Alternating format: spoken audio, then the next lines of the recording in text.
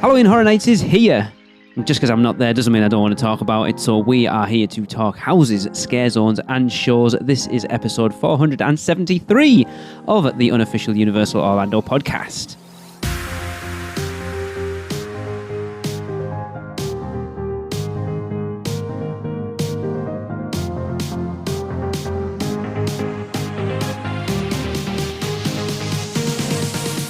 Hey everyone, welcome to the show. It is with a sad heart that I have to sit here and listen to two of my favourite people talk about one of my favourite events at one of my favourite places. So joining me this week to talk about Halloween Horror Nights 30 is Tracy, who's probably not quite as sad as I am, but still fairly sad. Yeah, hello. And Chris.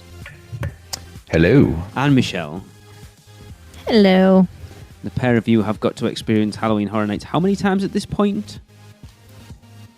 I've done twice. And you've done how many? 4. Yeah. It's only been going like a week and a half. Yeah, I wasn't supposed to be there last weekend, but the first weekend was so good. I had the bug, and I just said, like, last minute, made a trip and just went up there. Yeah, well, you had the Rush of Fear pass, so yes, why not? I do have right? Rush of Fear, so I'm trying to use it as much this season. So we'll see. Cool. Yeah. Yep, this year's Halloween Horror Nights has started, and Michelle and Chris have done multiple nights so far. Chris, more than Michelle, as you just heard.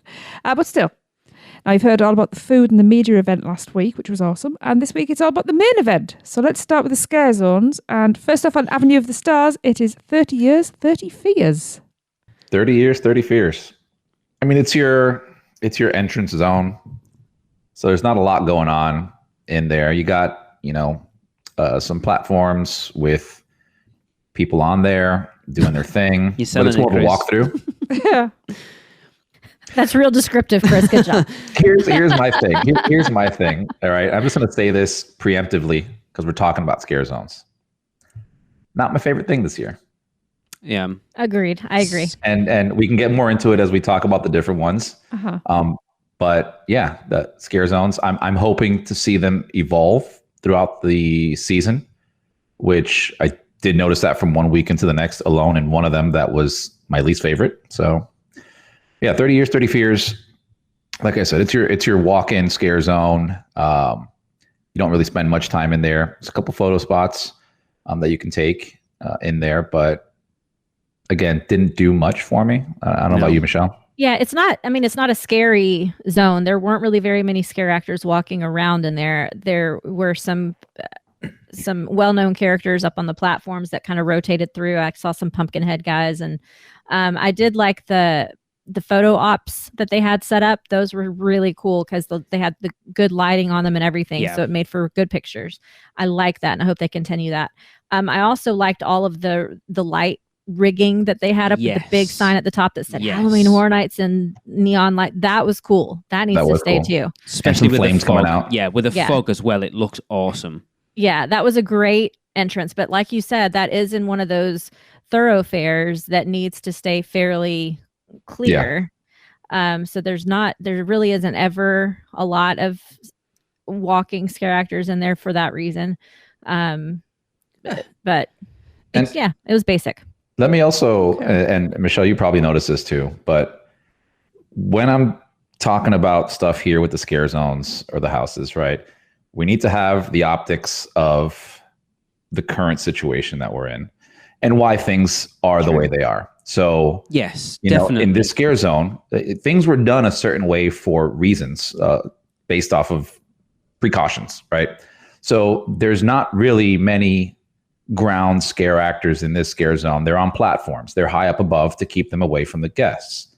So that does take away from some of this. And you'll see a lot of this theming throughout the other scare zones, right? There's a lot of platforms, a lot of stilt walkers, not as many ground, scare actors. Yeah. And that's on purpose, right? That's to keep the guests away from scare actors for, COVID precautions.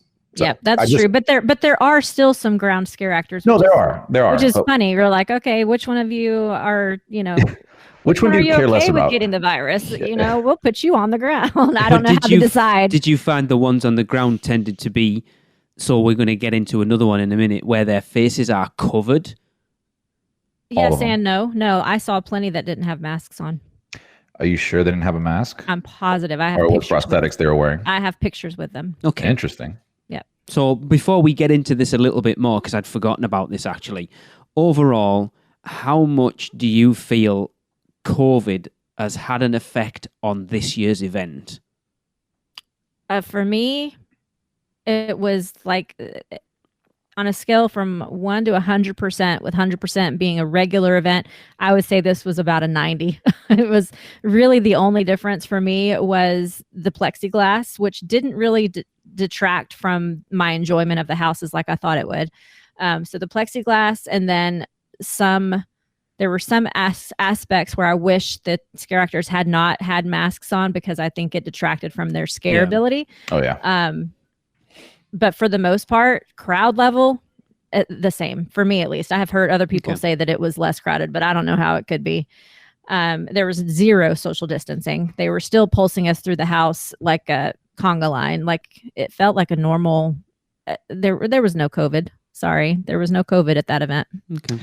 Yeah. I don't know how to answer this question. It's a difficult question to answer just because there's other things at play, right? We didn't have Horror Nights last year. So how bad are we feeling for Horror Nights? Does that determine how good this Horror Nights was? You know what I mean? But then you've also not got international visitors. That's going to affect it as well. Yeah. So from how much COVID affected positively in the sense that there were way less crowds. Now, I know, Michelle, you said it's packed. Not on my 2 nights. Oh, my God. Well, let's just touch on this real quick. Way less crowds. Now, was it crowded? Absolutely. It was crowded. Like there were certain areas that were just like shoulder to shoulder in congested areas. Your shows, shoulder to shoulder. You were next to everybody. COVID didn't exist. But there had to be capacity limits somewhere. Night 1 and night 2 were sold out with an average wait time of 60 minutes or less, typically ranging around 45 minutes. Yeah. When midnight hit around, 15 to 20 minute wait in houses. I'm sorry, that's not a full event. I agree. We all know what this is like. I've been going for years, and you're looking at average 90 minutes to 120 minutes in the beginning of an event, especially a sold out night. So it did feel very crowded. And I don't know. I saw wait times when I was checking apps, because that second night I did not have Express. So I was checking wait times, and I regularly saw them 85 minutes, 90 minutes on that second night. I was checking and I didn't see that. And I've been looking in the annual pass holder group, and I pointed something out to Tracy. Someone posted in one of the annual pass holder groups this weekend. Tell me again why I need Express. We've been here 2 hours and we're already 6 houses down. Yeah. I don't know how, because that second night without Express, I only did... So I did a Stay and Scream, and I did 2 houses on Stay and Scream. And then I did 2 other houses the whole night. That's all I did. Anyway, we're not here to talk about lines and weights and all the rest of it. Right. Yeah. So 30 years, 34 years. Let's just get back to that. Okay. Yeah, there you go. It was okay. Yeah, I always find that entrance scare zones a bit of a... Because it's, to be fair, we only ever hit it coming out of the park, because we're either RIP or... Stay and Scream, so we never see it other than coming out of the park. So it is what it's there to kind of introduce people coming into the park to the event and ease them in. And like, especially this year, looking at it, it's very much welcome to the 30th event. This is everything that's gone on before. This is what you're going to see in the rest of the park. But I mean, I think it did its job, right? It's there just to kind of start giving you that sense and feeling of Horror Nights. There's not supposed to be a ton of actors there scaring you, because there's just too much crowd. Exactly. Crowd control they're trying to do with that. So it did its job. I'm not saying it was bad. It just had some cool picture spots. Yeah. Yeah. So moving clockwise around the park, we'll hit New York next, and that is Seek and Destroy. I'm not hearing good things about the scare zone. No. Maddie and Kenneth loved it. Really? Like raving, loved it. Maddie was raving when I saw her. Yes. Yeah. I wasn't a huge fan. Yeah, go ahead. It wasn't I usually like that area because it's the biggest. There's usually lots of scare actors that really get me good because it's just such a huge place. It's easier for the scare actors to blend in. So like with the Psychoscarapy and the Vamp 85 and all those were, I loved those. But this one was like like it wasn't. There weren't any scares. They got me a couple of times once they finally gave them chainsaws. But like the walking scare actors were just in white, like space alien looking suits. Yeah, and it stands out as well. You can't hide in a scare zone when your outfit's bright white. It also looked very weird during the daytime as well. It just didn't seem to fit.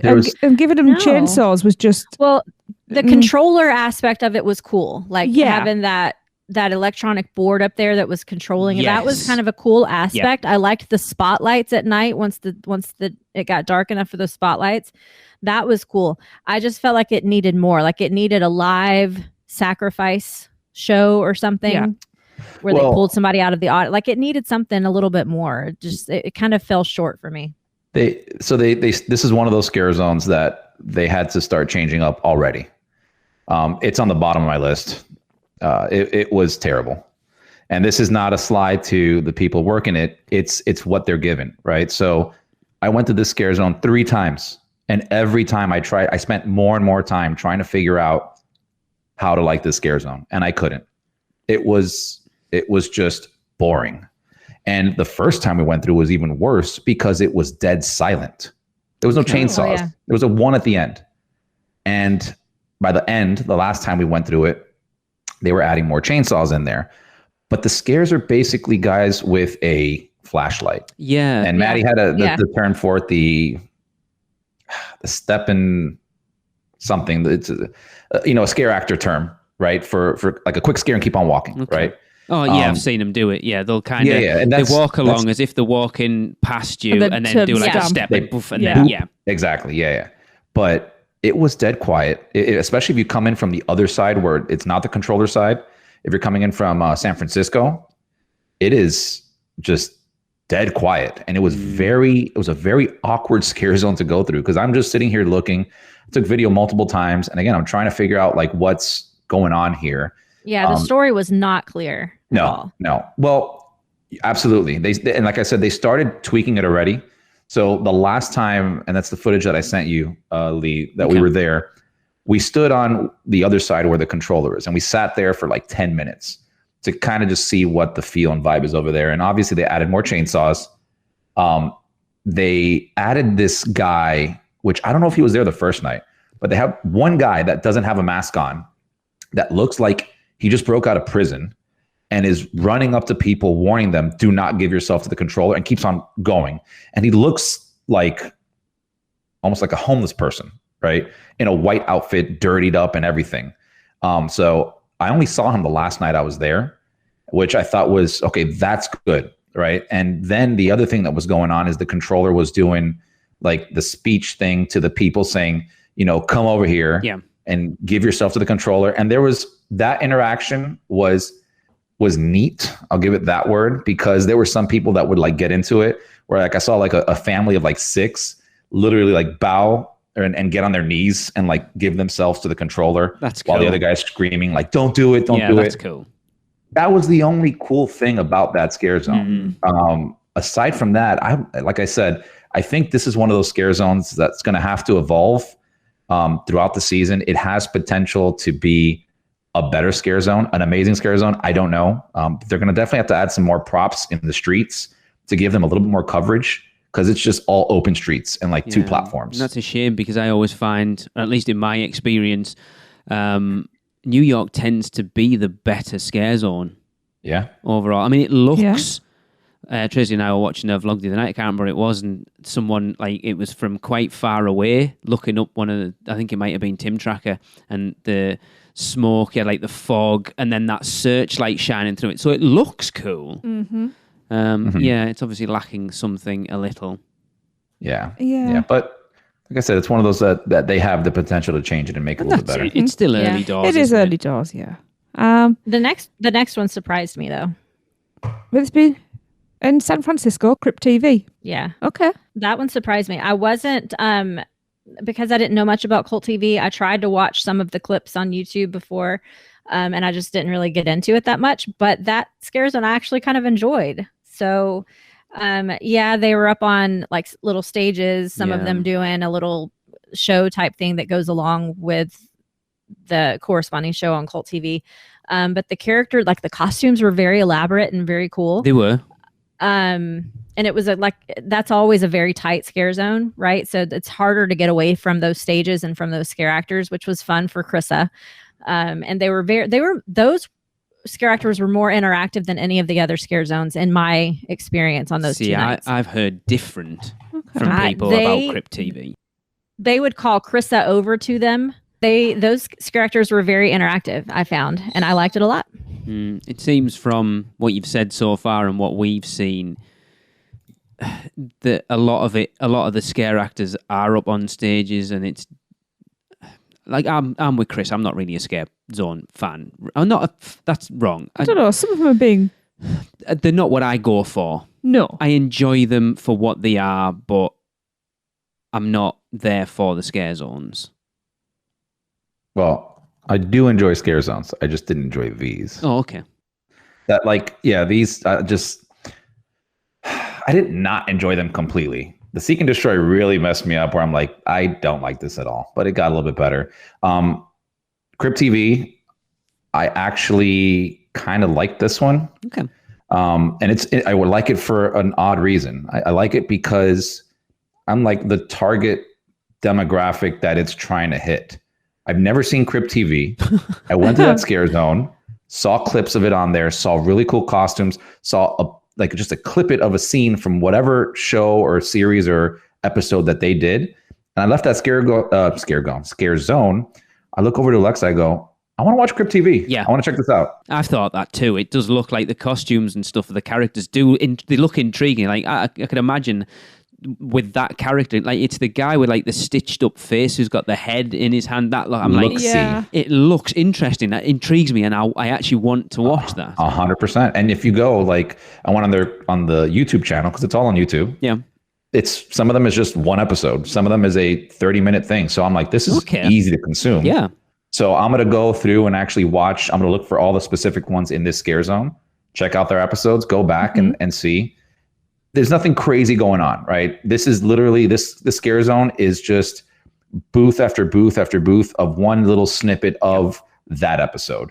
But if you're somebody who's into elaborate costumes, this is a scare zone for you. If you're somebody which has become a thing more in Horror Nights than anything else, which likes taking pictures and selfies, this is the scare zone for you because these guys are there for pictures. They're not there to scare you. They're all slow moving. If they see you pull out a camera, they'll do a show for you. If you go up for a selfie, they'll take it with you. So this is that scare zone for sure. It's a little, if you want some cool pictures. Yeah, it reminds me a little bit of Icon Alley back in 25. So this is the Instagram zone then? Yeah, I think that's become the Instagram zone. I think if you look at Hellbilly Deluxe, that was kind of that way. You know, it even had the photo ops in there for it as well. Because Which is good. Use social media. It is a weird area now, San Francisco, with Fast and Furious being there to do a scare zone in. So I think it kind of makes sense for that to be it. Yeah. So moving round, the penultimate scare zone we find is in Central Park. And I always find this a weird one because it's such a beautiful area, but they always tend to look the same. And this year is the Terror Queen coming back to Gorewood Forest. And I know, Chris, you and I have spoke briefly about this one. Mm-hmm. Yeah, this one is not a bad one. It's not high on my list. Not that there's that many scare zones to rank. You get to walk in and see the Terror Queen in the beginning. So the set piece, the intro is nice because she's doing a little kind of show for you, right? She's getting the blood out of a human that is hanging there. Oh, nice. So that's cool. That's nice. And you get to see her, and she'll do some, high up photos. She's very high up on the platform. But you get to see that. Aside from that, the scare zone itself is decorated and themed out nicely. I like they have like these ropes going through the trees with lighting, awesome. So it makes it look like they're alive. Yeah. So that was cool. Scare actors in here. Again, and this is going with the optics of the current climate. Is they're mainly in these little kind of booths. Yeah, little pop out things, aren't they? And they just pop out a little bit and they go right back inside. Yeah. And that's okay. I mean, I get it. For what it is, I have to accept it. It themed out nicely, but not one of my top scare zones that have been in this area, let's say. It fell short for me. I thought the lighting package was beautiful. Like you said, the string lights and the trees, gorgeous. Yeah. For the backstory, I felt like they could have done more. Also, if you didn't hit the scare zone from the Cafe La Bamba side, you had no idea what was going on because that's where the Terror Queen was. So I hit it from the animal actors side first and saw the Terror. I wouldn't have even seen the Terror Queen, honestly, if Maddie hadn't pointed her out over there. Because she's not like front and center. She's off on the sidewalk. Yeah. I felt like the scare actors who were in the huts, I don't see any reason why they could not have come out of their holes more because they had full like facial coverings on. Yeah. Like they were full costumes. Like, so Strange, there's no isn't it? reason why they couldn't have been more interactive, but they were just trying to act weren't. like you're talking like the crab ones, right? Yeah, like they could have come out more, but most of the time they would just kind of like stick an arm out or something. It was a weird, those were weird scare actors because if you went there early enough, and I don't know if this was just one night that we went, they didn't have the hand things, so it's just them in there, kind of like coming out with their normal hands.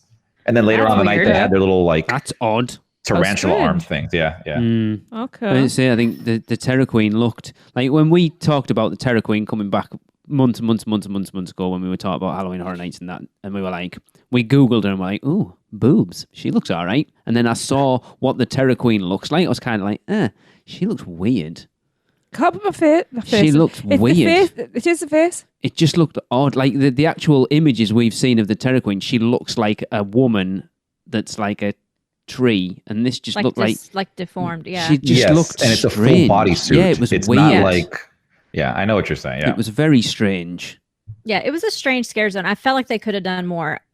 This year's scare zones felt very thrown together last minute, Which is weird. It's such a shame. I hate to be as down on them as we are. Hopefully they'll. Well, and maybe it's just because it was the beginning of the season. Maybe. But And the to me, it circumstances. felt like maybe they were holding off on that part of the budget to see if the event was going to go. And once they were like, all right, Quite it's a go, possibly. let's do it. Yeah, They maybe. just kind of threw it together real fast because they just felt like every single one of them just felt like it was just like it could have been. It could have been better, but it wasn't. I think also like it just goes back to like how they have to set it up, right? Yeah. And also like so you saw people without face masks on. I didn't really see many. Most of them even had like prosthetics that looked like faces, but it wasn't. So you're not getting that like facial expression. You're not really getting any interaction where some other scare zones you would. Like the only interaction I got from any scare actor was back in Seek and Destroy, which again, I go, that's good interaction. They need to do that more. Where I'm taking the video of the controller and then one of the, let's call them seekers, is standing right behind me. So Alexa's watching them. They're trying to scare me, but I'm just dead inside. So they're right next to me and they see me videoing and he just kind of whispers in my ear. Again, he has a mask on, like a full face shield. He's like, such primitive technology, and then walks away. I'm like, I like that. Yeah. Do more of that. Yeah. We need more interactions. I think that's one of the things we're missing in the scare zones is interactions, which again, they're not directed to do that. So I'm not trying to be down on that. And that's what I didn't understand is like you guys had, especially in Gorwood Forest, they didn't just have like on little cloth face masks. Like you couldn't see their face. It was like a full on plastic whatever costume mask that was like huge. Like there's no reason why they could not have been out and about. It just sounds like they're being incredibly overcautious with COVID, and you can't blame them, I suppose. really. I hate the fact that we're still talking about this frigging thing having an impact on the thing that we love, but but then in the next one that we're about to discuss, they were much more interactive. So like they were walking around. So I don't know. The COVID excuse was very hit and miss, I think. Well, should we go to the next one then? yes, that's just what I was move on, hoping to lead into there. Lights, camera, action in Hollywood. Right. So coming out of Gorwood Forest, heading down the street, this lights, camera, action was my favorite scare zone of all of them. If I had to rank them, this would be my favorite. And that was because there was a lot of interaction. It was mostly street scare actors. They did have the little stages set up for all the different past scare zones, which was kind of cool, but also like, what is that for? They didn't really do much except the ice cream man. He's awesome. Yes. Yeah, he was cool. He would call people over to him. Like he called Krista over to him, like, you want an ice cream, little girl? And she got really close and he scared her. So that was cool. But like there were a lot more street scare actors in this zone, at least at the times that I went through there were. And that is where I also ran into people that did not have any kind of facial coverings on whatsoever. And they were in my face a lot more. There were a lot of like places for them to hide because of the way they had some of the stages set up in the middle of the street. So like there was, no matter which way you went around the stage, there was somewhere where a scare actor could be hiding. So you just couldn't get away from it. That was a fun scare zone for me. Yeah. Yeah. They had like props in the middle, like she was saying, which they need to add to Seek and Destroy. I hate that I keep on going back to that one because that just pisses me off. But yeah, so a lot more scare actors on the streets. Most of them for me, I know I saw a chainsaw guy that didn't have anything on, but most of them were masked up. There was a lot more interaction there. Like you said, the ice cream guy was definitely talking to you and he kind of like messed around a little bit with Alexa, which was funny. But you had the street, performers walking around. So you felt a lot more involved than some of the other ones where you just felt like you're walking through a museum. Yes. So, and again, the ones that you do have there are also, they're able to talk. So when I say interactive, I also mean talking to you, which is very hard in some of the other scare zones. Cause like the ones that have full face masks, they can't talk to you, but they also have masks for that same reason. So they don't talk to you. So it's kind of like a double-edged sword on that one. I love this scare zone. It's my favorite scare zone, mainly because I got to see Eddie in a chainsaw. Like I just been wanting to see Eddie for a long time. Yeah. And we got to see Eddie there, and the Eddies, because there was two different ones I saw from the nights I was there, are both just working the camera. All right. These guys are jacked. These guys are wielding this chainsaw like they're ready to kill you. Like it just looks like Eddie that you see in like promos and things like that. The way you would think Eddie would be. Awesome. And there's a lot of good picture spots in this, which I'm sure you guys have seen. A lot of photos being taken in this zone. Yeah. So it's a lot more interactive than any of the other zones, and there is a lot of callbacks to different previous scare zones that have been there. So it's definitely my favorite one. I tried to go through there as many times as possible. Just because, like I said, you can stand around and have that joy of watching like a group of people that are terrified, screaming their heads off, running through the zone because they're actually chasing you. So it was a very cool zone. Okay, interesting. So it seems overall the scare zones are a bit lacking this year, but we're going to put it down to COVID a little bit. And I will say this, just kind of like a thing, because I know we're not in the houses yet. As much as I did not like the scare zones this year, the houses are so stacked that it doesn't matter. Okay. We will get there. Because before we get onto the houses, we're going to talk about the two shows. Now, Tracy and I have watched these two full shows on YouTube tonight, and we have very different opinions over both of them. Do we?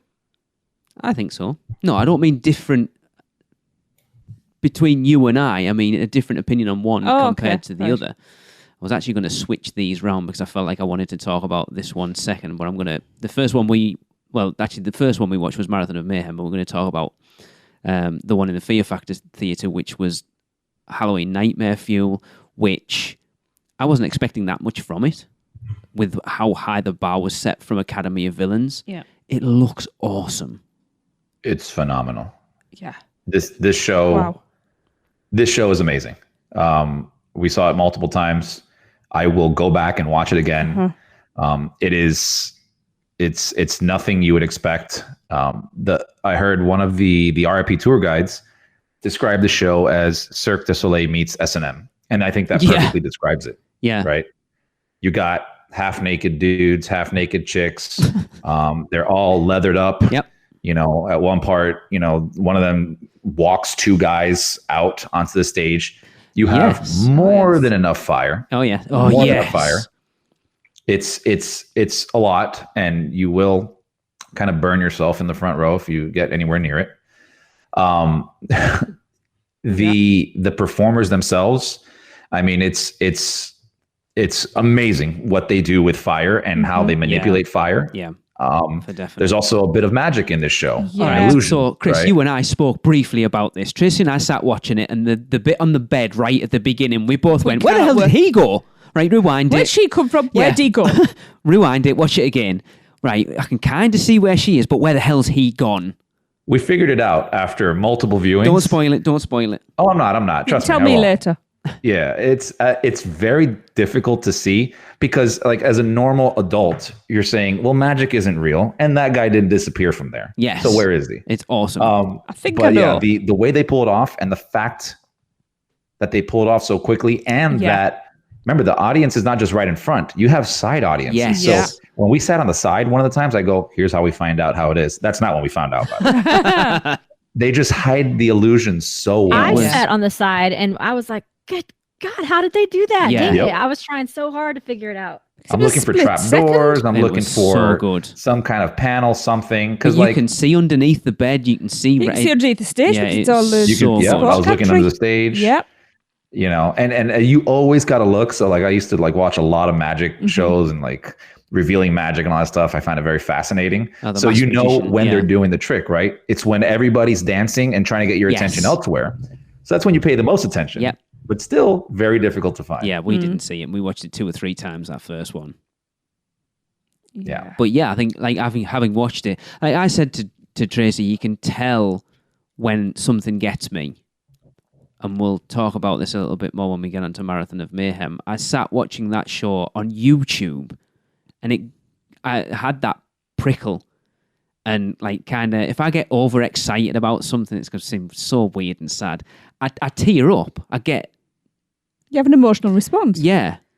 And I did to that, and I was surprised because it's like, look, we know what happened with Academy of Villains, but what the bar that they set up for that show was a hard one to fill. And I think they did it in spades. It was similar enough that it made sense for it to be in there, but different enough that it wasn't just Academy of Villains 2.0. Yeah. 100%. 100%. And like so me personally, right? We saw it the first night on the RIP tour, and I saw it. I'm like, this was cool. There were some things there that I'm like, this could get a little bit better, right? We saw it again the next night, got a little bit better. And by better, I mean like there's a lot of dancing and stuff that goes on in there, and they just fine tune it more and sharpen it more. And there's like little details that they would change in and out. But by the last time we saw it, which was, Sunday or Saturday this past weekend, which is like the 4th day of Horror Nights altogether, I came out of the show. I go, man, this is just even better than the first time I saw it. And it may just be me, like just critiquing like certain aspects of it, but it was really good. It's so enjoyable. And like you said, this isn't just Academy of Villains show, but with fire instead, right? No, it's its own separate thing. Like all shows are going to have aerialists and kind of dancers and things and all that, but this is its own specific thing. Yeah.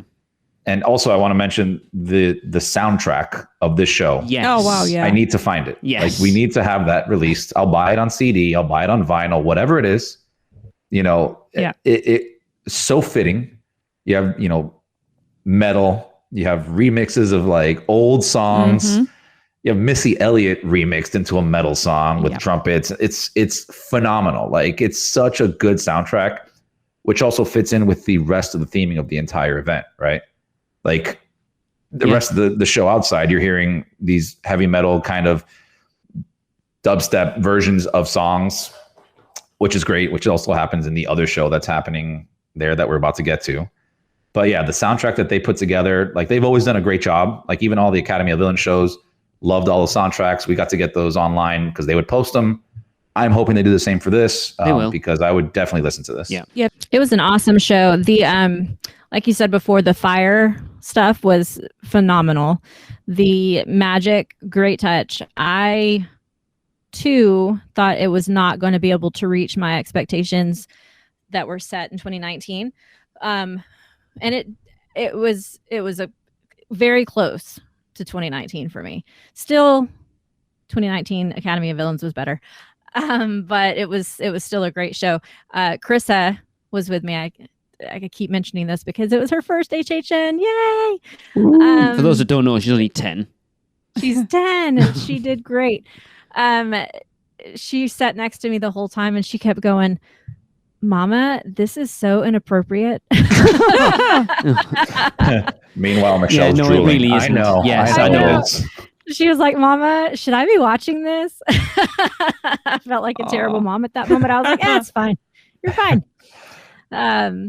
No, but it was a great show. Yeah, they it was. did an awesome job. Yeah. I would watch this one again for sure. Agreed. The other one, I don't know, but this one, yes. That was us just watching it on the TV, and it's like, you know how much a show loses just watching it not there. Like, you know how different it is watching a show, being there. Like Tracy said, the atmosphere, the night you've had before it affects your whole, we're going to talk about it in a minute, but Marathon of Mayhem back in 2019, it loses so much just watching it back on the TV. But this, just watching it on the TV was like, yeah, I can imagine it just an awesome show to watch at Horror Nights, and it fits so well. It really was. Just a little tip, if you can at all get there early enough so that you get to be in one of the middle sections, not that you don't necessarily have to be in the middle section because most of that is reserved for RIPs and Express. Chris. But one of those middle sections, which I wasn't this time, Kay. Anyway, if you can be in one of those middle sections, the show is definitely better just because of all the fire and the illusions and stuff that they do. I think would be viewed better from the middle. I was on the side. Yeah. And it was still good, don't get me wrong, but I think it would have been better from the middle. And two other things, I think, just so people going out there for the first time doing it. One, get there early. This show fills out every single time. There was not one time that, there was some open seats. No, they actually cut off people at every single show that we saw. Okay. And the other thing, if you are concerned about being in close proximity to people, then this is not the show for you. Yeah. You are going to sit shoulder to shoulder. It's a completely packed stadium. Oh, yeah. So I say that, just people were asking. And so, it is a very packed show.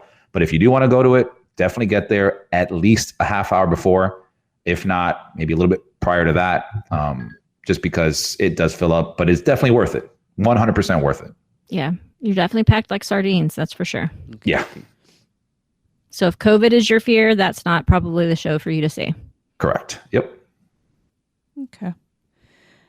So yeah, head over to the Studios Lagoon and let's talk about Marathon of Mayhem, Carnage Factory. And we know how hard the bar was set for this. Yeah. Oh, I mean, it's just impossible. I just don't know that they will ever I agree.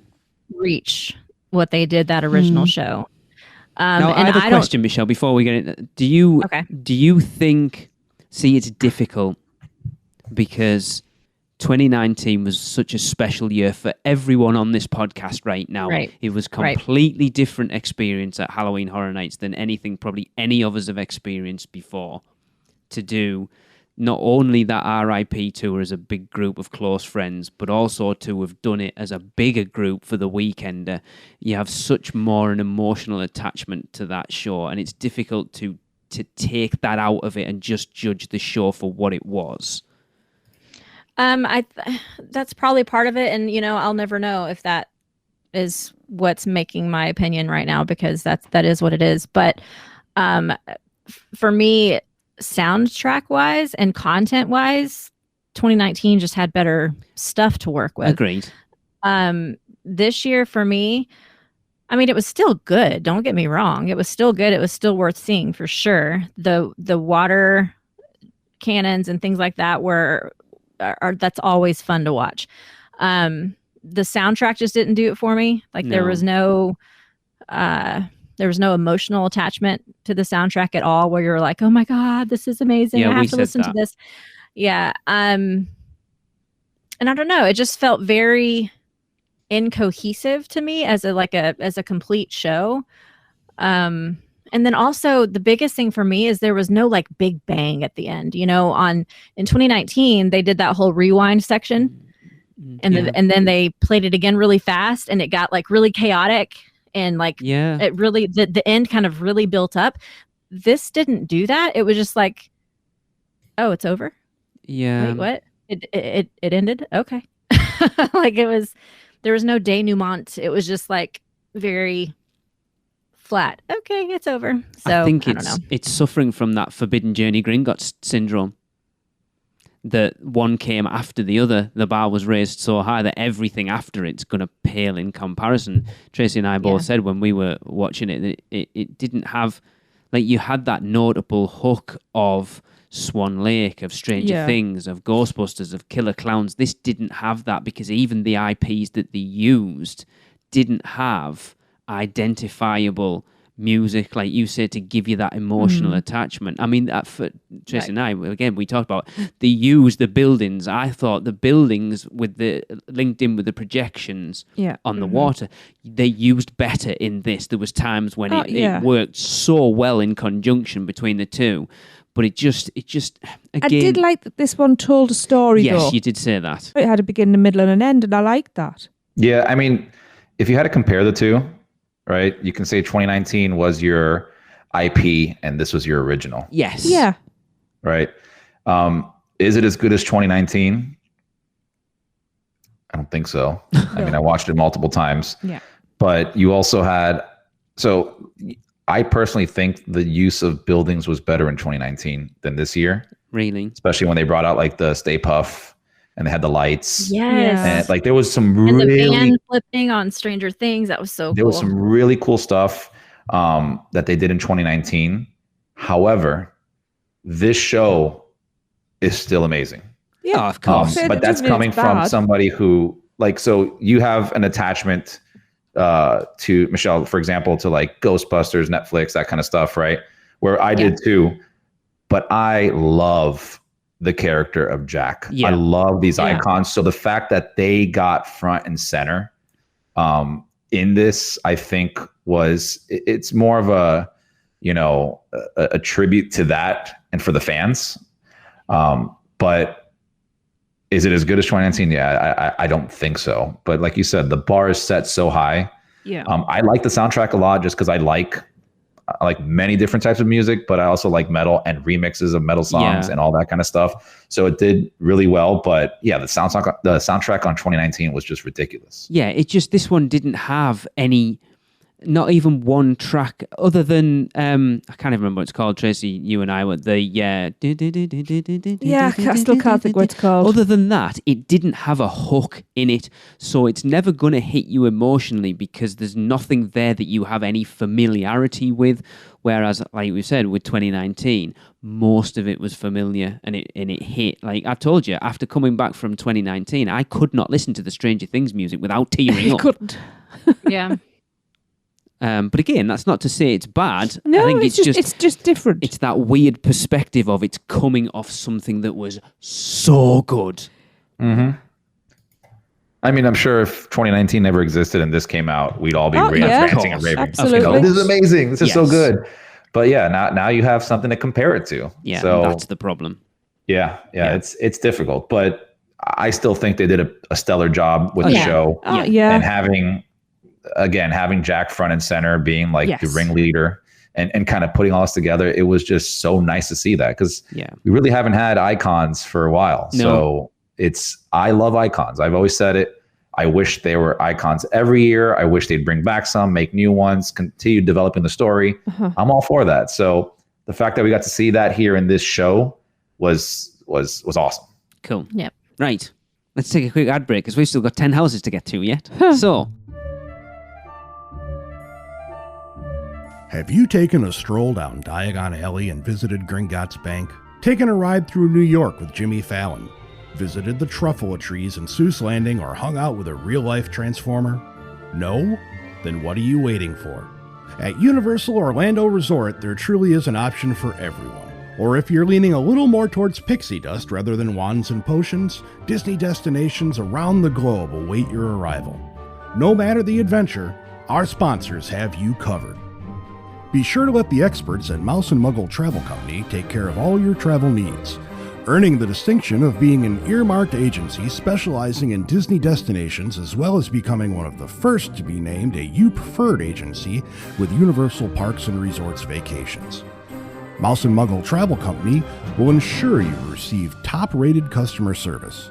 Just visit mouseandmuggle.com to fill out a no-obligation quote request or send your request to info@mouseandmuggle.com. Their team can take care of you no matter where in the world you want to go. With a flick of their wand and a little bit of pixie dust, the process will be so seamless, some might even say it's simply magical. Welcome back, everyone, and we are now going to move on to the houses. So first up, moving clockwise from the front of the park, we have one that returned from 2020's HHN Light, and that will be The Bride of Frankenstein Lives. Yeah, so this was my first time seeing this one. Oh, yeah. Cool. And I really enjoyed it. Just a disclaimer, I'll say this up front at the beginning. I did great this year. I kept my eyes open the entire time through all the houses. I didn't have to hug on to anybody. She had sunglasses on though, so she couldn't see. So you saw the stuff now. I did. Cool. So wait, you didn't do the 2 houses last year? She didn't go, did she? No. Mm-mm. I was okay. That's interesting. Okay. bitter. I was too bitter. I think it's good though, because so- you got the entire event, whereas Chris going this year he got like 3/4 of an event, whereas you got the full I'm event. very interested to hear like people's opinions that never did the ones last year to see how it stacks up first time. I liked this house a lot. I liked the whole story of the Bride of Frankenstein, which I've never seen the movie, so I didn't really know the story. But all of the brides of Dracula that were in the cell, the prison cells and things, that was super cool. Their faces just looked gory and awesome. I was worried. This was actually the first house I went into. Okay. FYI. I really thought that the plexiglass was going to bother me more than it did, but it didn't. It was fine. Okay, that's good. Yeah. And then the big Frankenstein at the end that came to life, that was super cool. So I thought it was well done. It was beautiful. Yeah, this was one, having watched the walkthrough, like beforehand, I was like, this would probably be bottom of my list, being interested in. And then the more I've watched the walkthroughs and stuff, it actually looks pretty cool. There's houses that will be lower down on my hype list than this now.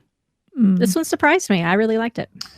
This one was a cool house. I mean, I did it last year, and I honestly couldn't tell too many changes from last year to this year.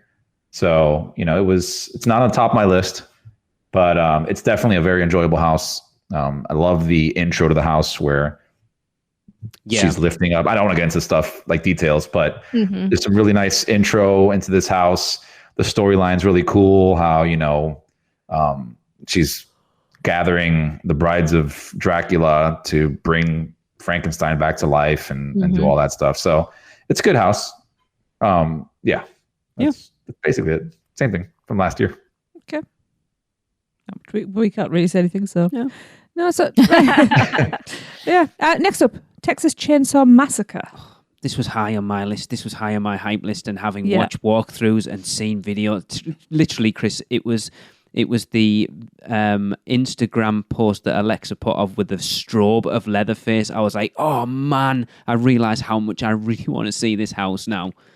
I don't know, Chris. Do you have a different? You go first, because my opinion isn't great. Again, this is not a ranking show, but this is towards the bottom of my list. Really? Yeah. And let me just say this, and Michelle, I think you will agree with this. All the houses this year were amazing. They were really, really well done. So saying something is at the bottom of a list does not say much about the house. Correct. Right. This house does suffer from something that other houses have suffered from even a scare zone this year, Seek and Destroy. Why am I still talking about that? It's, for me, the issue was, and this sounds weird, but it's just too much Leatherface. It's Leatherface, turn the corner, Leatherface, turn the corner. Stale. It was just the same repetitive thing over and over. Now, there's some decent scares in there, but from just seeing a house and you're seeing the same thing over and over and over, like when you walk through Seek and Destroy, it's the same white figure, white figure, white figure, white figure. It gets boring after a while. That was the same complaint of Halloween, wasn't it? A little bit. Yeah, and that's what I was going to say. Is this is your run-of-the-mill slasher film house? To me, they kind of all run together. And I even said this in my initial review when I walked out of the house. If you listen to it on Rush of Fear when that comes out, it's out. Oh, okay, it's out. Yay! Came out a week ago.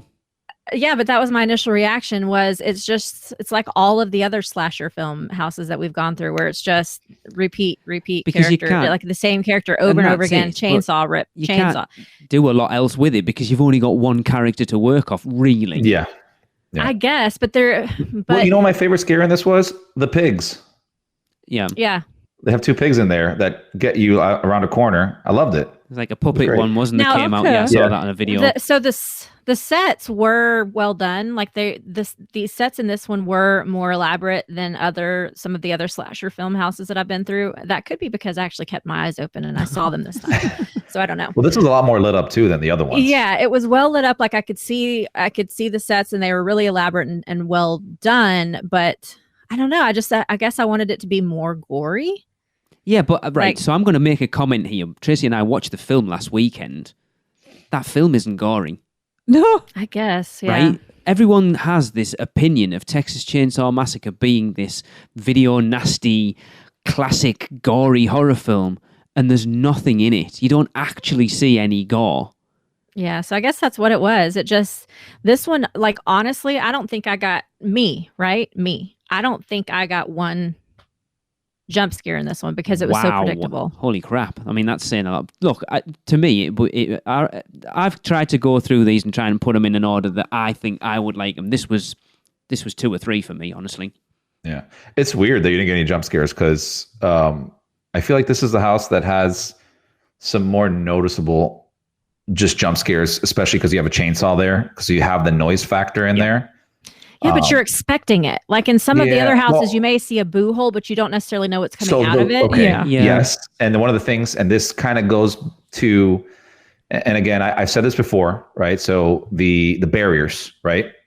It doesn't take away from the event enough to not go, but it's not great. And this is a great example of where it's not great because the barriers they have for the scare actors here are these giant ones. These giant, almost looks like a shower curtain, big, right? So you see these from far away, so you know they're coming. And the other thing, which we'll see what happens a month into this event, is those plexiglasses are starting to take a beating, right? To where it's hazing up your view of what you're seeing. Yeah, and this is a prime example because they are hitting these plexiglasses to try to get you a scare, which is scuffing them up. Yeah, and it's a little difficult to see. And there's another house which, when we get to it, where by the 4th night that we've done it, I could barely see the person in there. Wow. Yeah. So this is one of the things that are not great about the barriers is if they get touched a lot, you're gonna have smudges, you're gonna have scuffs, and you're gonna start having a hard time seeing stuff. Yeah. I don't know if that was your experience too, Michelle. I didn't see that a lot, but I could see where it will definitely become an issue. However, they're not like it's more like a plexiglass, like shower curtain type. It's not really plexiglass. It's like soft. It's softish. It's malleable. So it's easily replaced, I would think. So I hope that they're going to change them out.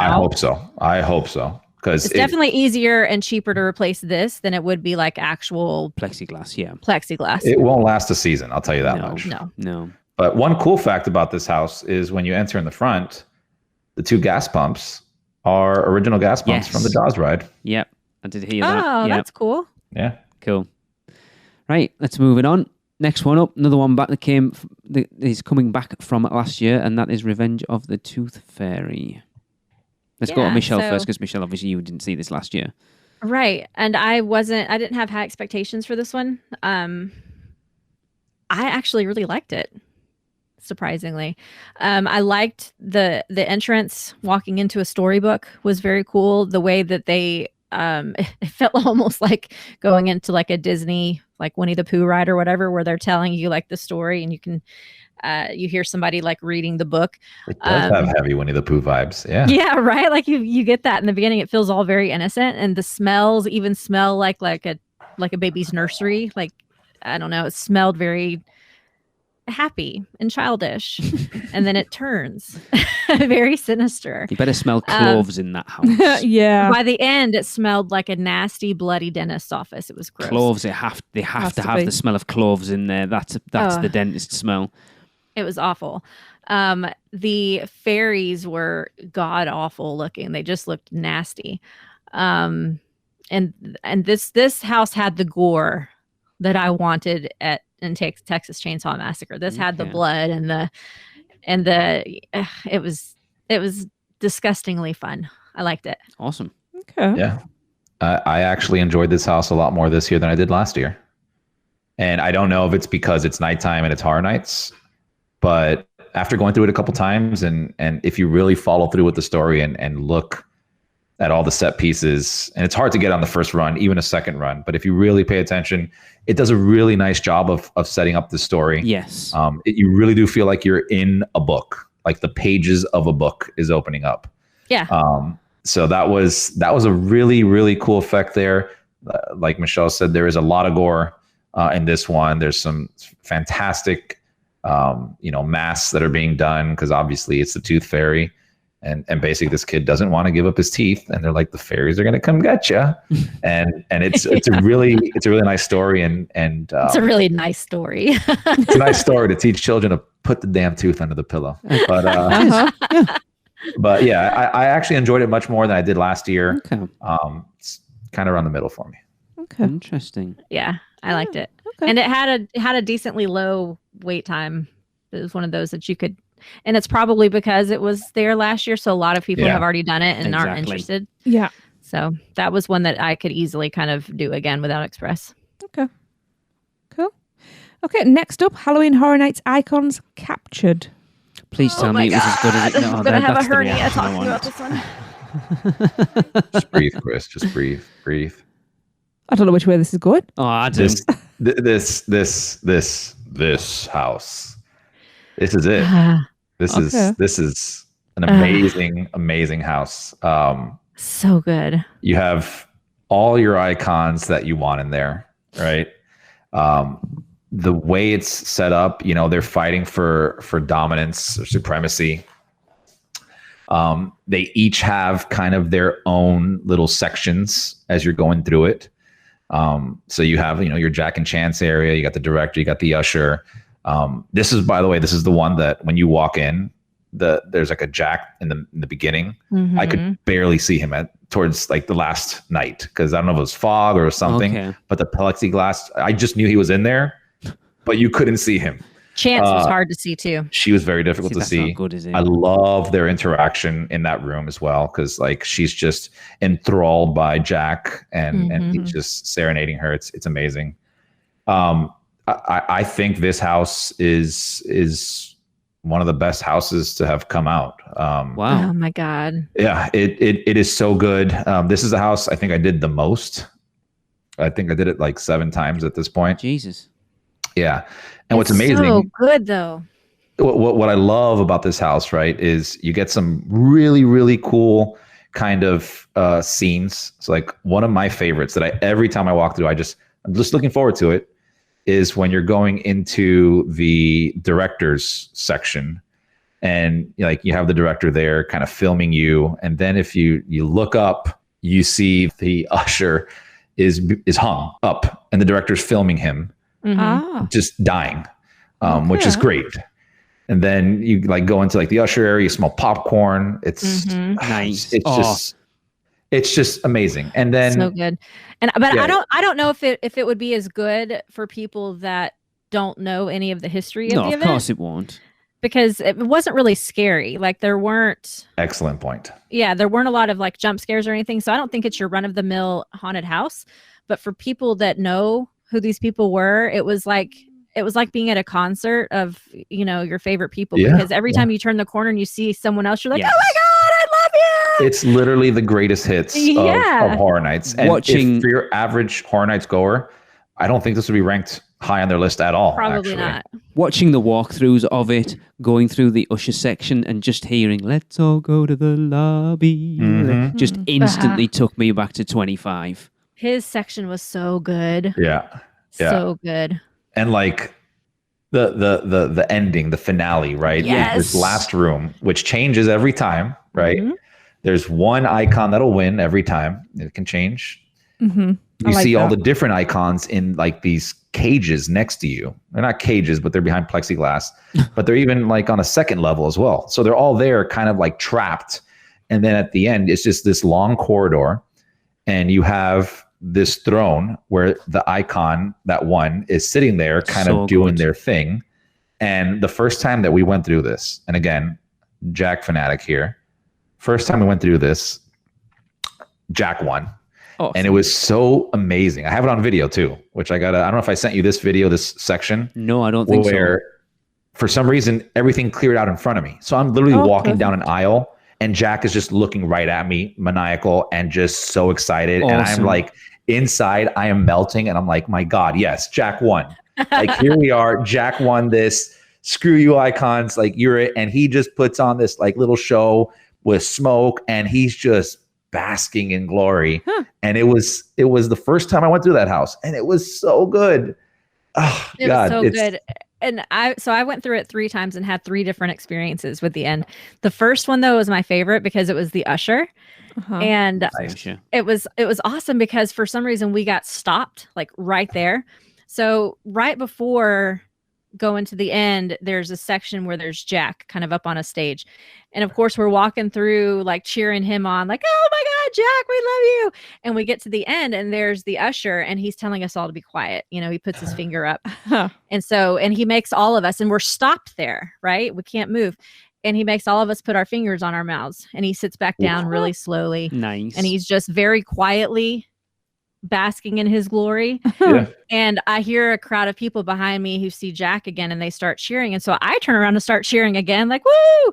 And he gets up out of his chair and leans down as close as he can get to me and puts his finger back up on his mouth, like, be quiet. And I was like, oh, I put my finger back up so fast. But being was able cool. to get that one-on-one interaction in a house Yeah. is very rare. Yeah, it was Very. super cool. So he was the first experience and it was awesome because we got stopped there. The second one was the director and then the last one was Jack for us. Awesome. So it's just so cool that you can go through it multiple times like that and you don't know how it's going to Yeah. end.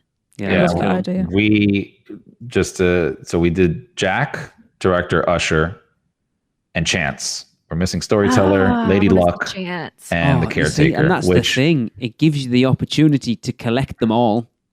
Yeah. Yeah. Well, there's the storyteller. There's Fear. He's in there too. Yeah. Yes. Lady Luck.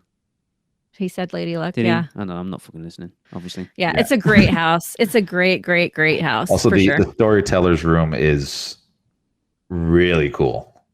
And I won't give too much away in that room. The illusions they do on one side, and there's a kind of a scare right behind you. So you got to make sure to turn around and look at it. Yeah. Because you'll be looking to your right the whole time because there's something happening against the wall. Okay. But yeah, hers is awesome. It's such a good house. It really is. Would be Loved in it. my top 3, but not my number 1, which might surprise people because everyone. I know this was the one I talked about a lot when I knew this was happening this year. This was top 3 for me too, for sure. Moving on, we're going to jump into another Halloween Horror Nights history house, and that is Welcome to Scary Horror in the Heartland. I'll start off with this one. It fell short for me. I only went through it once, of course, because it fell so short for me.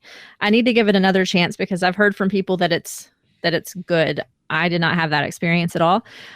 Part of it, I think, is because this is very full of very old HHN history that I am not familiar with. So a lot of it didn't come across to me as understanding the storyline. And I think that I just had a bad run through, honestly, with maybe a cast change or something. I'm not sure, but I didn't quite get it. Okay. To be honest with you. And not knowing the history did affect me, whereas other people said that it didn't. But for me, I I didn't get it. It wasn't a house that I could walk through and still enjoy without knowing the storyline. So again, I need to give it another shot though. See, I think this house is one that you don't have to know, and it would still be like on your average Horror Nights, attendee, they'd like the house because there's some decent scares in here, right? Yeah, so maybe I just had a bad run through. And that happens. Yeah, so this one, it happens. Oh, it happened multiple times because I kept on moving houses constantly this entire weekend. Well, I don't even mean like this year. Obviously, we've talked about this year being a weird year because obviously COVID's affecting it a little bit. I mean, just at Horror Nights in general, you can do a house one night and have a bad run and then do it the next. I always go back to Nightingale's Blood Pit. Tracy, the first time we did that was like, Second time we did it, we come out going, holy crap, that was amazing. Mm-hmm. Yeah. American Werewolf for me. Never had a scare me either. in any of the runs. So I mean, this one is like Michelle said. There's a lot of throwbacks to a lot of different things in Horror Nights, which I've been going for a long time. But there's a lot of things that I would see and recognize, but not know fully about. Yeah. So the more I kind of research on my end and hear about this is that, it makes the house much cooler. But it's definitely it's a solid house. I definitely want to do a little bit more research and then go through the house again to kind of see everything that's there. And I think you'll get a deeper appreciation. But this is one, like I said, your average guest can go through and still enjoy it just because if they get scared easily, it'll be a nice house to scare them a bit. Kenneth is super knowledgeable about HHN history. So maybe Rush of Fear will do an episode all about this house. That is a really good idea, actually. Like to go through beat by beat. Yeah, that's an excellent idea. Yeah, so I think that I'll hit Kenneth up for that. Yeah, that is a fantastic idea. Make my experience a little more enjoyable. Yeah, why not use him to enhance your experience, but also put decent content out there? That's a really good idea. Well, thank you. Thank These things only get better once you learn more history about absolutely. it. Because like I said, the first weekend I went, there was things I didn't know that I had to learn. And when I went back the second weekend, it made them even better. And now I have even more stuff I need to learn. So I think that would be a good episode. Cool. Done. Yeah. Okay. The Wicked Growth Realm of the Pumpkin is next on the list. It's number 1 on my list, by the way. Just terrible. You're lying. How can you tell? Chris's nose is about 3 months long. 3 months? I am hearing everybody say this is their house of the year already, and it's not even close. This house was not high on my list the first time I went through it. Went through it again, and me and Alexa came out, and she goes, "That's my number 1." Yep. And I'm like, "Damn, that was really good this time around." Yeah. There is a lot going on in this house. There's a lot more that I didn't even realize until, again, I've been hearing, reading stuff, listening to podcasts, and picking up on things that I saw but didn't put together 2 and 2. That this house has. Like, this house is a very well themed house, right? Your entrance, the facade in the front is gorgeous. Just You fantastic. got to do it during night. I did it at night the first time, and then the second time I did it during the day as my first house was not the same experience at all during the day. No. Where is this one? This is in the tent. This is a tent one in Men in Black area, right? Men in Black, yeah. So what was there for 2019? God, I don't remember. Wasn't if you're back next to the Men in Black bathrooms, it's the one on the left. So it's House of 1,000 Corpses then? Yes. Bloody hell, I remembered so much. No. No, not House of 1,000 Corpses. House of 1,000 Corpses was an actual... No, that's where Scary is. Scary wasn't in the Heartland. 2019, wasn't it the one underwater alien? No, Depths of Fear. It was where Depths of Fear was then. Depths of Fear, yeah. Okay. Maybe, yeah. Yeah. It was so good. You have to do it at night because that entrance all lit up is beautiful. Yeah, it reminds me of the scale. What is it? Trick or Treat Scare Zone. Yeah. Oh, it was just beautiful. It was so gorgeous. And then like the storyline going through it, everything gets it just progressively gets scarier and scarier. And then the part where you're like walking through the actual like pumpkin guts. Oh, so cool. There's also this amazing kind of setup illusion that's happening there towards the beginning when you're crossing over a bridge. There's a river under you. done so Okay. well. Oh yeah, you feel like you're straight up going to fall in water. That sounds cool. It is very cool, and it very reminiscent of an older house where they did something similar to this, and I can't remember off the top of my head, but that illusion right there, like I had to go back. Every time I go, I just kind of look around and see, like if you don't actually stare at it really hard, your mind will just go, yeah, there's a river right under me, you know? Mhm. Okay. And Very cool. lighting is fantastic towards the end, especially. It has a Mhm. similar kind of tree effect with the rope lights, but kind of going through when you're getting to the final ending of that house, which, Yep. you know, you get to meet our pumpkin lord. Awesome. Oh, Yeah, and that's why another reason why it's better to do it at night, not just for that beginning with seeing the pumpkins all lit up, but also the way your eyes adjust to it in the daylight.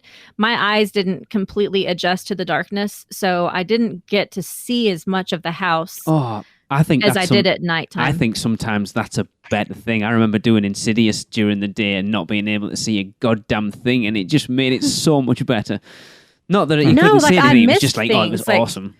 The second time I walked through it, I was like, God, I didn't even realize I was walking through the pumpkin guts this time because I couldn't really see the walls around me.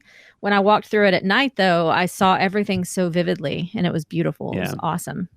Right, moving on. I'm not going to tell you where this is on my list. Okay, well, because of that's course. going to be I on know. Rush of Fear Yeah. soon. We know. But Number so one. damn You've good. given it all away It's number already. 10 on my list. Whatever. Moving on to another one that like having watched all these now, I think if I was actually ranking them, having gone through them, it would be so tough. This is another one that would definitely be top 5 at least, and that is Puppet Theatre Captive Audience. Dude, you have no idea. Top 5? No, this would probably be top 2. Okay, Really? that's Yeah. good to Oh, hear. God, yeah. 'Cause yes, like when we saw that YouTube video last year, I was like, oh my god, that looks amazing. Uh-huh. It was so good. They used some very unique scare tactics in it. It was a very claustrophobic house in parts. It was just amazing. See, this is on the bottom of my list. Like, What? Are bottom you 5. freaking kidding Oh me? my Yeah, God, it just didn't do it Chris. for me. I'll be You honest need to with do you. it again. You must have had a bad run You through. can go off. Probably. To quote Tracy, Um, you can go off people, you know. There were a couple good. There's some really interesting scares in this one that they do. One in particular I loved with the mirror. Yes, the mirror. The mirror Oh my was god. phenomenal. Like that's great. It's a phenomenal scare, and I never got it. I only saw it from far away. So again, maybe I just had bad runs in this house, but I don't know. It just didn't do a lot for me. I love the story behind it. I love the actual set pieces and all that, but in reference to where it lands on a list, I think there were a lot of other houses that outdid it. And again, you can be in the bottom of this list this year and still be a great house. So, but yeah, this one I got to go through it a couple more times and see if I get like a good run through it. Oh man, sorry. You missed it because I went through it 3 times, I think, and every single time it was amazing. The scares put me and my friends on the floor almost in places. I mean, in fairness, we're Um, talking 2 entirely different people when it comes to walking through houses at this point. Yeah, but I'm not okay. looking for scares. I'm looking for just the house. Well, no, I mean, I kept my eyes open, but I had a whole group of I don't know, 6 people with me, and they all of varying bravenesses, and the scares were just so unique. It really like got even the bravest of us. There is unique scares in there, and I do love the Shakespeare. He's pretty awesome. Yeah, it's just a very it's a very tight house, and the puppeteers when they would like sling headless people out into your walkway, and Okay. it was cool. I don't Okay. know. I liked it a lot. Like, Yeah. I thought it was phenomenal. And the sets were just so incredibly elaborate. This is probably the most elaborate set pieces in a house I've ever seen. It was awesome. Wow. Loved Okay, it. 2 very differing opinions there. Yeah. Well, same with Scary. Like But this Yeah, but is what I love about Horror Nights, though. It's like just because one person likes it, someone else can have a completely different opinion, and that's why I want to do the people sending in their top 10 again, just to get you get a decent cross reference to see what that official list is. And I remember ragging on Chris for having Depths of Fear so high up his list when me, Tracy, and Darren were like, it was terrible, and it's way down. Yeah. Loved it. It's and my list will probably change by the end of the season as well. I hope Awesome. it does, because you've got to get the full experience of this house, Chris. It was. I want to. No, so good. This is one when I was like writing my notes down for everything because I have like a ranking and I'm taking notes on what I see. I'm just having a hard time connecting with this house, and I'm not quite sure what it is because, like I said, there's some very unique scares in here. Set pieces are great, but there's just some disconnect that I'm not seeing there. But we'll see. I mean, I guess everybody relates to something differently because, like, when I was walking back from Horror Nights, there was like a group of people next to me. And what's your favorite house? Or I asked them, like, what's their favorite? Like, oh, Texas Chainsaw. I'm like, ooh. Yeah, right. And I had, my opinion of this next one that we're about to discuss is more like yours, Chris. So, Interesting. I'm interested to see what your experience was. Okay. All right. Especially considering going into this, we knew how excited for this one you were. Mm-hmm. Uh-huh. Okay. So, yep, Netflix is a Haunting of Hill House. Yeah. So again, I kind of think my opinion of this one is similar to what Chris just said about Puppet Theater. I expected it to be a lot more than it was. However, everybody that I went to HHN with this opening weekend, they all loved it. So I kind of feel like maybe I just, and again, had a bad run through. But I missed a lot of the stuff. I missed a lot of the details that other people caught. So I need to give it 2 or 3 more runs because I don't know. I didn't connect with it like I thought I would. It's funny you say that. I love this house. That is funny. And I thought that it was way better than I thought it could be. So funny. Yeah, but Alexa, so like difference of opinions. Alexa, this was not one of her favorites. But this house I did multiple times more than some of the other ones. I really enjoyed this house. And I think this one I really connected well with because I enjoyed the series on Netflix so much.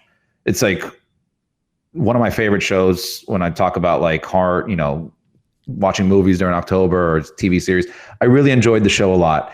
And this house perfectly gets the series and puts it inside of a house. And the other thing I really like connect to is they're playing a lot of the music that is inside the show. And you say, well, there's not really identifiable music in there. And there's not that you would say that, like if I asked you to sing something from Hill House right now or hum it or whatever, you probably couldn't. Nope. Right. But if I played it for you, you'll recognize the music and you'll go, oh, yeah. I wouldn't bet on it, but okay. Well, the facade walking in to the house. The facade was great. Gorgeous. Yes. Mm-hmm. Yeah. And even the soundtrack playing out there and like the audio that's going on, it sets the tone immediately. Like it throws you right into the series. And then you're just kind of going through the series. And for me, like one of the biggest things that I loved about that series was the tall man. And we got a lot of tall men in that house. I expected him to be floating somehow. Like I expected him to be rigged up and floating, and he wasn't. I could see him walking. I was that's walking. There was one of them that I could have sworn he was floating, but the other ones you literally see this giant figure walking towards you on stilts. Yeah, he's just walking. I was like, How many poison teas did you add at that point, though, Chris? Quite a few. Yeah, see, I had none. So maybe that's the key. I need to get a little drunk first. I don't know. I just, like I said, I enjoyed it. I think the music and everything brought me back to a place of like almost like I was watching the show again. And there's certain shows that I've watched that I've always been like, I wish I can forget this show so I can rewatch it and kind of have that experience. Yes. And this is one of those shows for me. Yeah. And going through this house made me feel that way. So yeah, but it's not a very scary house. We'll see how my opinion changes towards the end of the event because I have a feeling it will. I have heard overall that it's not a particularly scary year in general. No. And that could be because of the distance, the plexiglass and stuff. They're not getting in your face and in your space like they do sometimes. They do have her like reach out from under the plexiglass sometimes. Yeah. So again, and it goes back to the just having to take it for what it's worth. Yeah, right? It was still incredibly enjoyable. And this is by far like the best year overall house-wise of my 6 years going. It's difficult for like me, Chris and Tracy to comment. I mean, obviously we're not even there, but you know what I mean? To comment on how scary a house is because we don't get scared. Yeah. That's yes. But what I look for are things. So what I love doing And since it was me and Alexa, especially this last trip, like I love going with people that get scared. We're going in groups. So that's why like when we did 2019, Yes. like, oh, seeing Robin fall on the floor almost, it was like, I love seeing people get scared. And that's how I rate, okay, that's a good scare or not a good scare. Yeah. You know what I mean? But it was harder for us this year because we didn't have a lot of people around us getting scared like that. Very few. Yeah. I don't know if that tells you how scary the event was or not, but yeah, but I will say like if you were to, like we're rating these houses based off of what we have right now, take away all the plexiglass masks, you can see faces, they can get right up on you and everything. My God. It's ridiculous. It'd be, for sure. Out of hand. For sure. But still amazing as is. Let's move on to another house that briefly got saw last year. Chris, I don't think you managed to see this last year. Michelle, I know you definitely didn't. And that is Beetlejuice, the one that Tracy was... Still, I'm devastated over. It's the only one for years I've been asking for. That's a good impression. Oh, shut up, you. Yeah. Don't be too disappointed, Tracy. Really? Yeah. I am so glad that I skipped the walkthroughs last year. Awesome. Like the video walkthroughs. I didn't spoil it for myself. I came in this year not seeing anything. Love this house. Really? Love this house where like I went through it myself one of the times towards the end of the night because there was no wait for it. And Alexa was tired. She's like, just go. I'm like, that's fine. I walked the entire other side of the park to go back into this house. Wow. Just because for me, love Beetlejuice, one of my favorite movies ever. Literally can quote half the movie. Yep. This is a walkthrough of the movie. Yeah. There's no scares in this. There's no scares in this at all. And that's fine. Like, which is fine. Yeah. That wasn't what I was expecting. This is the comedy house. Because there's always that house there every year that is there for... Killer Clowns was one. But this is the least of those houses as far as scariness goes. Like it's literally like you could have this at Disney. This was... Seriously. Like even the intro walking in, like you have a live Beetlejuice actor up there that interacts with the crowd. And that you have the music playing, then you have like a little tunnel that does kind of mess with your vision. Oh, yeah. Love those tunnels. Love those tunnels. Those tunnels work so well. Like, and if you really just look at the sides, you will fall like to the rails every single time. Oh no, don't hold on. The trick is to not hold on to the railings and just try and walk through like that. No, that's what I'm saying. You will fall against the rail because it's so difficult. And they just executed that house perfectly. There is nothing in that house I would change. They hit every single scene of every important part of that movie, like to the T. And if you're lucky enough to get like all the, I don't want to call them jump scares, but the Beetlejuices that come out, it's so well done. And it's funny because this is a house that's a lot of Beetlejuice, but every iteration of Beetlejuice you see is different. So it's different points of the movie, different costumes, so it doesn't get stale. Yes. Like another house would with the same actor over and over, like a Jason, a Freddy, anything like that. See, well, I need to give this one another chance too, because literally we were in between cast changes. That makes a massive difference. For sure, because there were, there were so many obvious places where there were supposed to be actors and there were none. So we missed like everything on this one walking through it. And I was so underwhelmed by it that I thought this was going to be the one that I took Krista through for sure because it was least scary and it wasn't. So she went through Wicked Growth first and then Puppet Theater. Wow. And after braving those and loving it, I was like, do you want to go wait in line for Beetlejuice? It's not scary. And she's like, no. Wow. Why would I wait in line for it if it's not scary? I was like, oh, that's my girl. Yeah. I could definitely understand your kid that. up wrong there, but okay. Yeah, that one time I went through at the end by myself was the end of the night, and 70% of the cast was missing. Like that Beetlejuice in the front wasn't even there. Wow. I was so bummed leaving that house because I already went through it like 2 other times. So I was just going in there to end my night on like a high upbeat Beetlejuice like fun kind of thing because I just love everything about that movie. And everybody was missing. I'm like, this sucks. Yeah, and that's exactly what my run through was. There was like hardly anybody in there. So hit or miss, but if you love Beetlejuice, it's good. And that's the thing, it's showcasing what Universal do and put you in the middle of your favorite movie. It was never going to be a scary house, was it? Yeah, this is the Ghostbusters house. Yeah, because that wasn't scary. This is the one I've been waiting for years. Yeah. Yeah, and they hit it. Because I mean, if you were expecting a Beetlejuice house to be scary, then you don't know Horror Nights, Exactly. right? Well, you Like, don't know that's- Beetlejuice either. Exactly. Exactly. That's not Beetlejuice was never meant to be scary. And they hit this house. I think they hit it out the park. Like it's a perfect house. With that being said, it's not my favorite house Right. because there are so many other things there, but it's a perfect house in my opinion. Cool. And finally, we have Case Files Unleashed, Legendary Truth. Okay. This one I need like 20 run-throughs of because there's a lot going on in this house as far as like the storyline and all of the very deep underlying HHN history and enigmas and things surrounding some of the past of like it's a very deep house. But if you put all that aside and just walk through it, it's a very cool house.